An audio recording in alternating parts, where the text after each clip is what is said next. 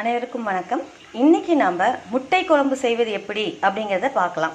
முட்டை குழம்புக்கு வந்து பார்த்திங்க அப்படின்னா தேங்காய் வந்து பார்த்திங்கன்னா நான் ஒரு அரை மூடி அளவுக்கு எடுத்து வச்சுருக்கேன். ஒரு பூண்டு ஃபுல்லாகவே எடுத்துருக்கேன்.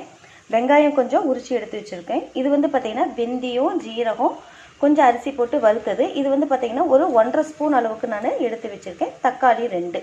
இது எல்லாமே முதல்ல என்ன பண்ணணும் அப்படின்னா அரைச்சிக்கணும். மிக்சியில் நல்லா நைஸாக அரைச்சிக்கணும். இது வந்து பார்த்திங்க அப்படின்னா கொஞ்சம் வெங்காயம் கட் பண்ணி எடுத்து வச்சுருக்கேன். இது வந்து நமக்கு தாளிக்கிறதுக்கு, வெங்காயமும் கருவேப்பிலையும் நமக்கு தாளிக்கிறதுக்கு.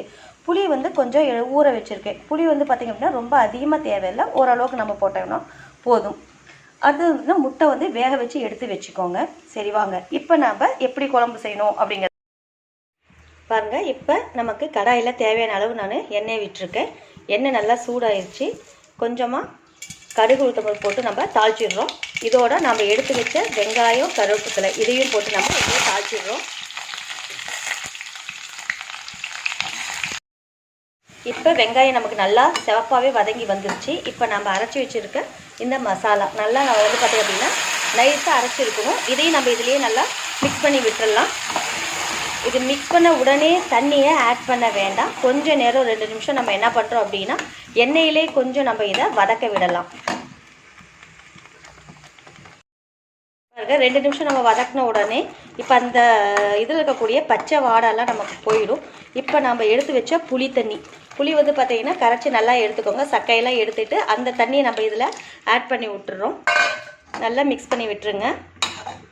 ஸோ மிக்ஸ் பண்ணிவிட்டு இதில் நமக்கு தேவையான அளவு மிளகாத்தூள் வந்து பார்த்திங்க அப்படின்னா நான் சும்மா ஒரு ஸ்பூன் மட்டும் நான் போடுறேன் இதில். அடுத்தது மல்லித்தூள் நமக்கு இதில் ஒரு 1.5 ஸ்பூன் அளவுக்கு நம்ம மல்லித்தூள் இதில் போடலாம்.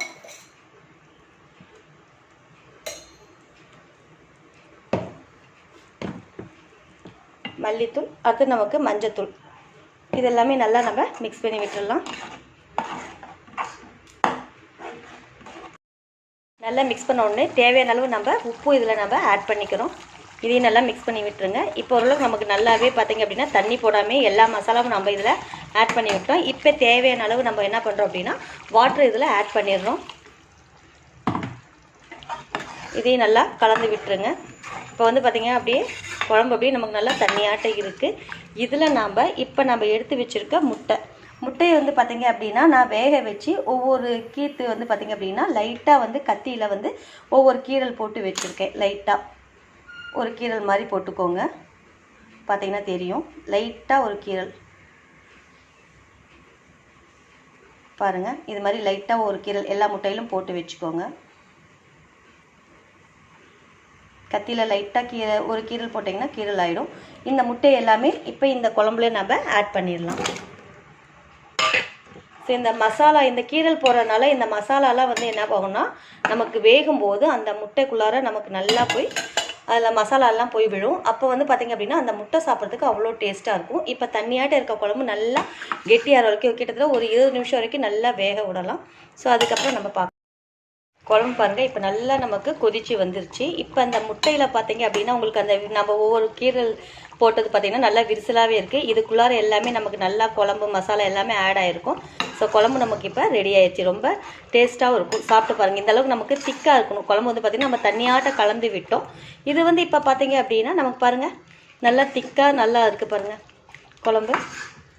ஸோ நமக்கு இப்போ முட்டை குழம்பு ரெடி ஆயிடுச்சு. இது மாதிரி நீங்கள் செஞ்சு சாப்பிட்டு பாருங்கள். கண்டிப்பாக உங்களுக்கு எல்லாமே ரொம்ப பிடிக்கும்.